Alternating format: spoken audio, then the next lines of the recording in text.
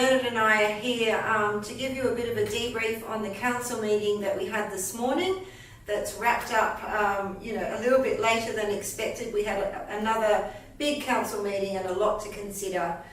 Firstly, I wanted to just mention the Merrill Minute that went through council today, which was all about managing psychosocial safety for councillors and upholding respectful conduct in council. And really what the resolution in short was about was to develop a framework and procedures to manage psychosocial hazards for councillors.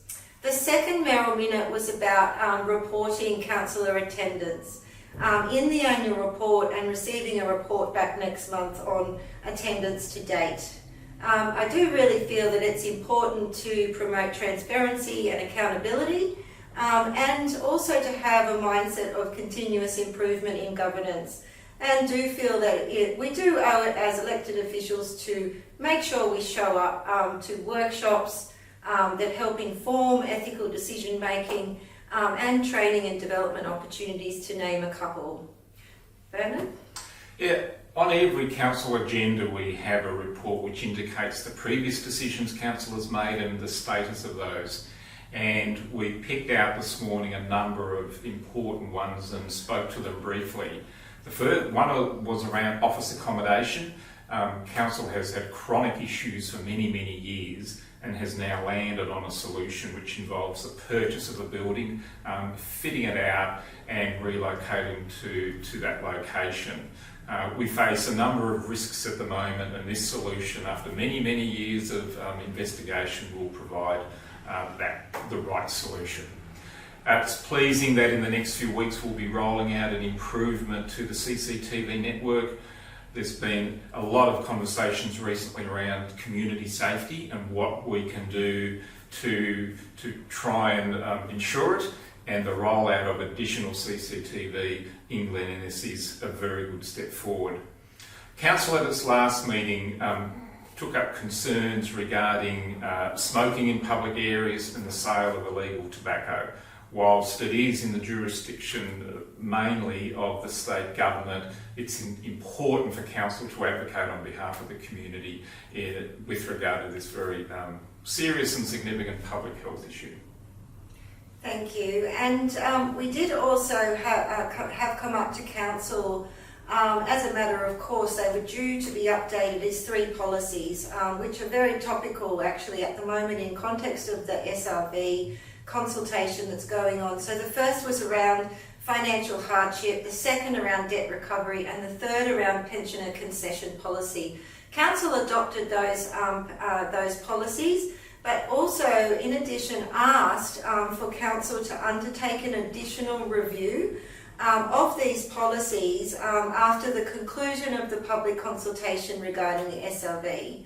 Now, I think it's important that you understand we have heard your concerns especially around pensioners and low-income families.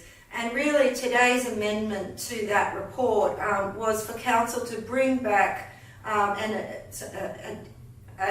additional policy changes that might ease that financial burden should we go ahead with a special rate variation. So that will be done, probably come back in, I think it was October. The reason for October is because in the meantime, we need to finish our consultation, so please continue to write in and submit to the Have Your Say portal. We will be listening. Also, we need to look through and have another workshop in June regarding the SRV options. So once council have got through the June meeting, we will actually have a decision on the amount and over what period of time, taking into consideration your submissions. And thirdly, we have to submit a capacity to pay report to IPART as part of our application.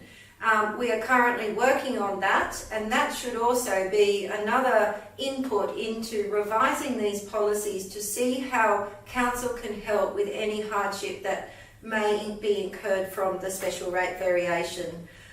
So over to Bernard to talk about a little bit more about financial sustainability related reports that came up in the cash flow management policy and the quarterly budget review. Yes, Council today received its quarterly budget review, which gives us sort of the status of the budget for the current financial year. Good news in the sense that we have an improved position by about $400,000.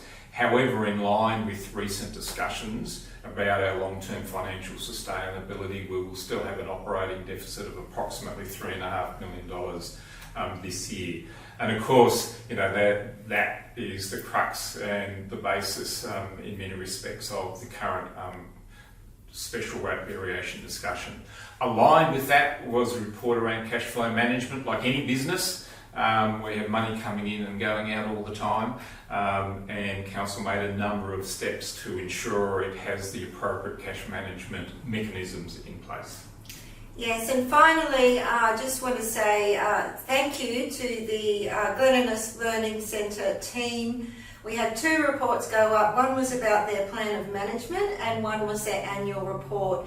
And it's fantastic to see the great work that the Learning Centre and the library do in terms of delivering services and support for our community. It's a great asset.